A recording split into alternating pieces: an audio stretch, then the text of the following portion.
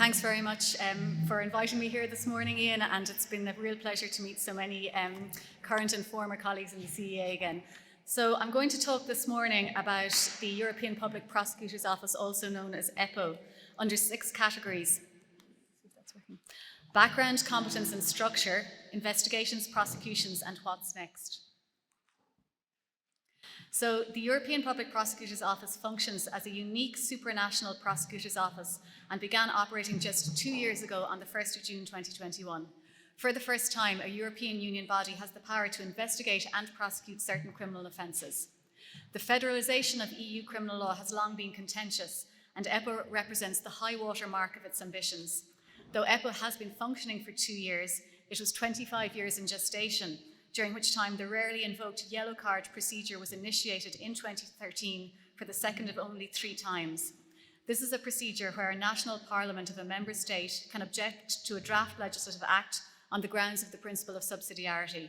After some disagreement and negotiation between member states, EPPO was born not out of unanimous support, but from an enhanced cooperation measure. Cross-border VAT fraud involving total damages of at least €10 million, other types of fraud affecting the EU's financial interests, corruption that damages or is likely to damage the EU's financial interests, misappropriation of EU funds or assets by a public official, money laundering derived from criminal offences covered by the PIF directive. So what is EPPO competent to do? Conditions exercising EPPO's competence are where offences arise affecting EU funds that are provided for in the PIF directive as implemented in national law.